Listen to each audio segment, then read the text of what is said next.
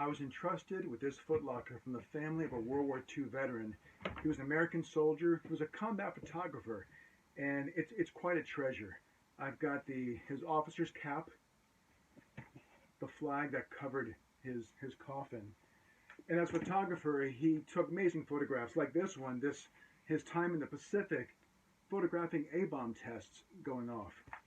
And inside the footlocker are these amazing newspaper clippings, like it's VE Day, 6 million, Hail Eisenhower.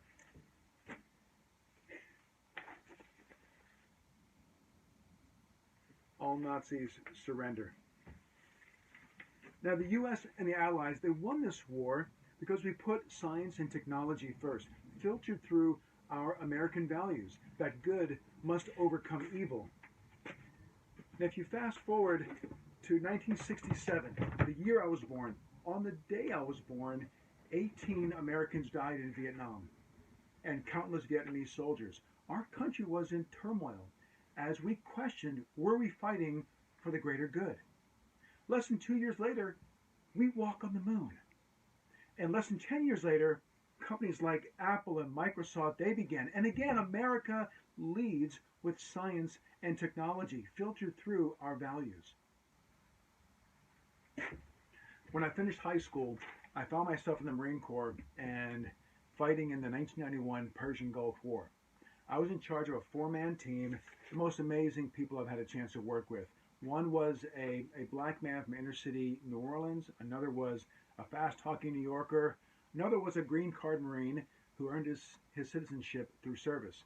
And me, just a white guy from the suburbs. Our job was to collect intelligence, collect data in support of our mission to liberate Kuwait. Personal opinion and politics were unacceptable because they get in the way of doing your job.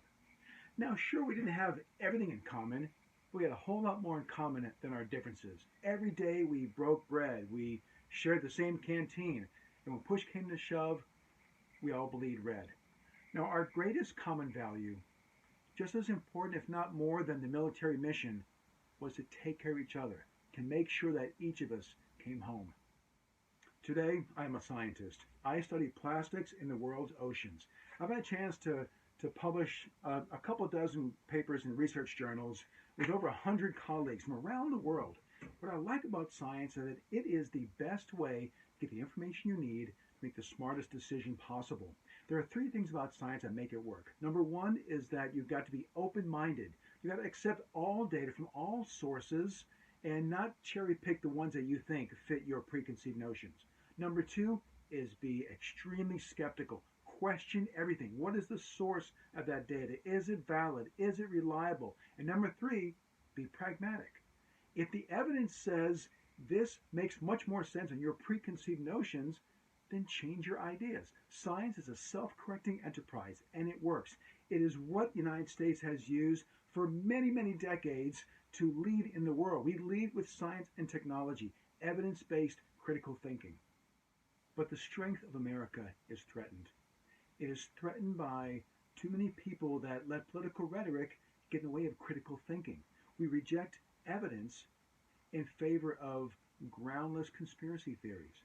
We have a media that is so biased, has lost its journalistic ethics, that is flooding us with sound bites and sensationalized news that undermines our ability to make the best decision possible. It erodes what truly makes America great. Therefore, we must defend evidence-based critical thinking and understand that most Americans, we share common values. If we can do this, we will make the best decisions that serve us all.